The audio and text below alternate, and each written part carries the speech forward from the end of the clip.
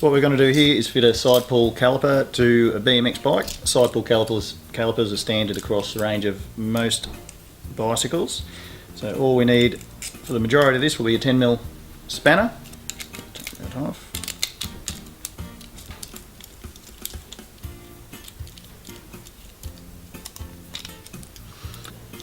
They're supplied with concave washers to fit around the curve of the fork on the front and the back. That'll just stabilise the spring once it's all tightened up.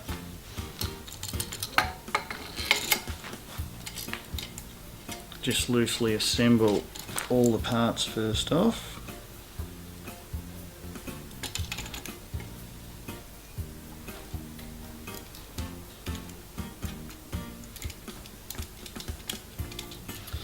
Okay, now lining up the brake pads with the rim, just roughly, it doesn't have to be too critical at this point, just so we can pull the two arms together with the brake pads and tighten up the nut on the back until the caliper is tight on the fork.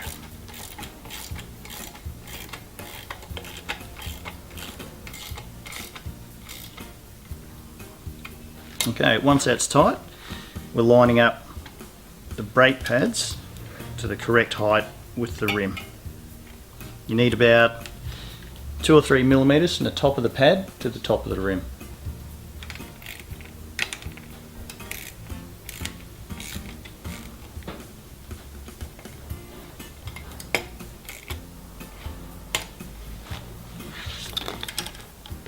And same for the other side.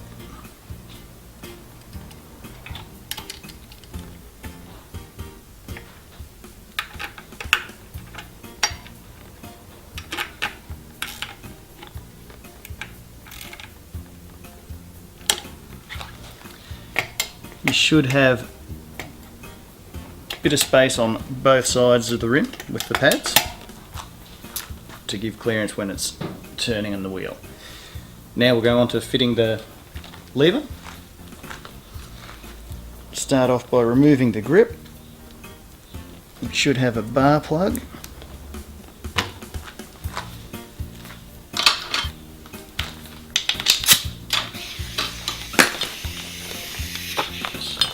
So this is probably the quickest and easiest way of getting a hand grip off. Just compressed air dusting pistol.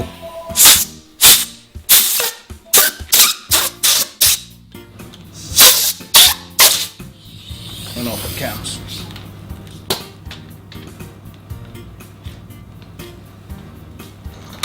Standard BMX lever. Most of these you'll find will have a 5mm Allen bolt underneath to tighten up onto the bar.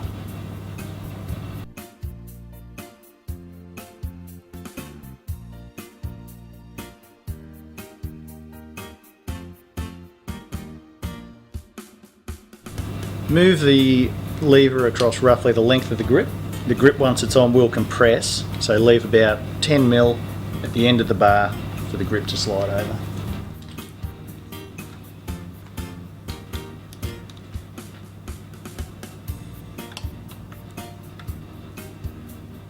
Tighten the lever so it's nice and firm, not going to go anywhere. Next we'll fit the cable. Brakes obviously run a standard ball end cable. So pull the lever back. Back of the lever is a recess for the head of the cable to fit in. Pull the cable around and just line up with the cutout in the lever itself. Feed the outer cable back into the head of the lever. And then run the cable down to the brake assembly itself. Yep. Top of the brake assembly has a cable adjustment screw. Cable runs down through that until the outer is seated inside that screw there. Loosen off the pinch bolt. Once again, it'll be a 10mm bolt in most cases. And feed your cable through the back of the pinch bolt.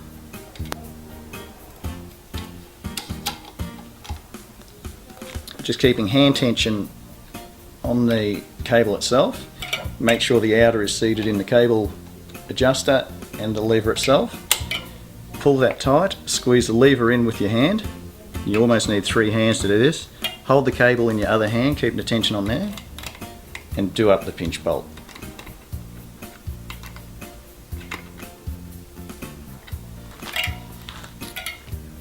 Once we're done, give the lever a few really good squeezes. That'll just take out any loose fitting ferrules, compressing the unit and giving a little bit of play down on the assembly itself. As you can see here, the brake is pulling from one side only, which will give the brake pad on the opposite side just interference with the rim, which won't allow it to turn. What we do here, loosening off the 10mm bolt on the back of the brake assembly,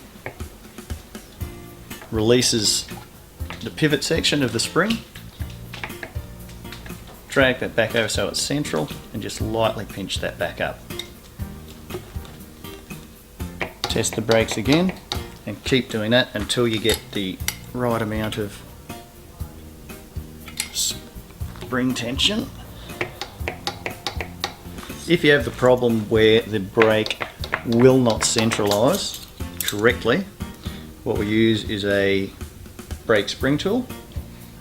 The brake spring tool fits in from the top of the brake into both the spring eyes and allows you to twist the spring in the assembly once it's tight against the forks.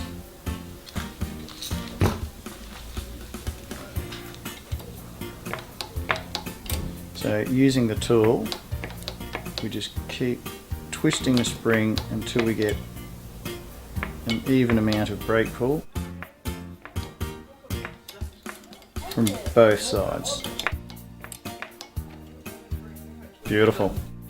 Then we need to cut the cable.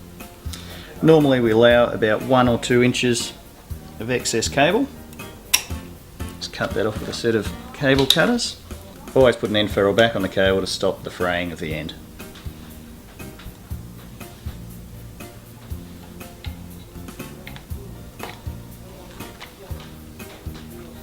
Done. Front brake.